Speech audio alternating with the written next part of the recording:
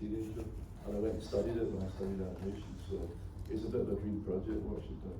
I quite like the film. I'm getting that impression. So, I mean, obviously, I'm thinking really in terms of some of the kids in the audience, but there will be adults in the audience too who kind of want to know the answer to some of these questions. In particular, like, for example, why do we need to restore films? What is it about film that you know, in the digital age, that films need to be restored when they already exist and, you know, canisters and so forth? Well, I think it's important to highlight the difference between restoration and remastering. When you restore a film, it generally means that the film doesn't exist as a complete form, as in there isn't a single, usually films, let's just say a normal film comes back in the day as 7 reels of a film element, a negative, or any other preprint. Just to make it really, really clear, so you have a film projector, yeah. You've got these reels of film that you put onto the projector. You have usually about 7 or 8 cans. Sometimes a film doesn't exist as 7 or 8 cans because some of it's gone missing, or it's been damaged, or it's fallen apart because it degrades over time. That's where you have to find other copies and you bring it all back together again. You restore the film because it doesn't exist in a complete form. Whereas I'm glad to say, I'm very happy to say that Watership now does exist in its complete form, and we were very lucky to have access to the original negatives. And those were scanned at 4K resolution by Silver Salt. Silver Salt are here, there's Mark. The teams here who pointed out. So you can blame them for the problems. No, they're one of the labs associated with the BFI. Does a lot of restoration work for us. We've also got the National Film Archive that does a lot of work as well. But in this case, with Watership Down, the work was done at Silver Salt Restoration. But it's scanned at very high resolution. And then nowadays, when I first started working in this world, a lot of it was photogenical still. But nowadays, it's all done digitally. So I've actually got a statistic here, which you'll really like if you like numbers. Here we go.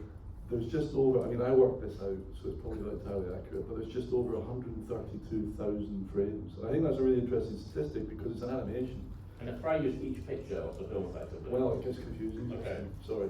So this animation, and it's actually, it dictates how it's restored as well. It's quite, I find this quite interesting.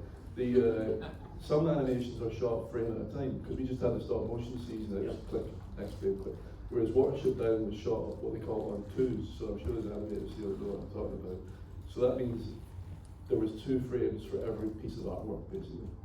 So when you're watching the film, when you see it this evening, I'm so used to introducing films in the evening, this afternoon, you'll see stacks of dust in the cells that have been trapped between the layers of the artwork, the background and the different cells. Those are still there. We kept them there for various reasons. One is because they would have been there in the original release of the film. So when you remaster or restore a film, you're remastering it or restoring it back to as it was originally released, not what somebody intended. We all know directors that go back and change things because they're not happy, but that's not really the ethos of restoring a film. So we leave those in. It's also more difficult to remove those in digital restoration because it's shot on twos. So every bit of dust is on 2 frames. So it makes it harder to remove when it's there twice on the frame before, the frame after, as well as that present frame. So we get automated restoration work, and that kind of makes it harder. But also we leave it there because it's faithful to the original presentation of the film. But it makes it, for me anyway, it makes it really interesting. And then part of the research as well. I did a lot of research on every time there's a restoration project. I actually went to Watership Down, the place, because I found out when we were working on the film, for the interviews with the people that worked on the animators, that they went to Watership Down as part of their studies. And they even recorded sounds. So sounds in the film of the atmosphere, the air, the trees, the birds, so general foley. A lot of that was recorded at Watership Down. And that is a place, is it Hampshire? Yeah, it actually exists. And the beauty of it as well is if you go there, it's exactly, well not exactly because it's not a painting, but it looks just like it does in the film. And the electricity power is there and everything, so it was really great and informative for me anyway to go there and see it. Sorry, no, that's fine. And because we haven't got much time, and the people on the side there are going to literally pull us off the stage if we don't go in a moment. What were the particular? I mean, were there any kind of particular challenges that you had to deal with when doing this? Yeah, I mean, the main challenge for any project is making it, as I said, faithful, and that's where the research comes in, making sure it looks, the colours are correct. We've had people commenting on the colours, and I can tell you right now the colours are very accurate. This is exactly as it looked back in 1978. A lot of people are used to a lot more Disney. brighter, more primary colours, where this is beautiful. Oh, dirty word, isn't it? I think it is. We can coexist in a lovely world together. This is the anti-Disney film. The other thing is, if anybody here is not crying by the end, well done. But I'm going to be. I've seen this film a gazillion times. I'm going to be weeping like a baby. But the beauty of the watercolor backgrounds, also it's a film that's got great depth. Considering it's 2D, you'll see those shots where the camera's focusing through barbed wire, and it's got great depth, and the technique is incredible. And it was made, the other thing is, it was shot in a studio up in Warren Street, which I think is quite nice. Yeah? Warren Street. Anyway, nice. I should also say one thing is am I right thinking that your partner was named after a character in Watership? Yeah, well, I'm going to point out it's not fair. Yes. Oh, we can tell you. Hazel was named after Hazel the rabbit in Watership. So Watership does have a part in your life. Yeah, my childhood right through to right now. So I wonder what will come to me next from Watership Down, the bloody death. Ripped to shreds by a dog. Sorry. It's best to be prepared for these things sometimes. This is actually a forewarning if anybody hasn't seen it. You'll know what I'm talking about, you know.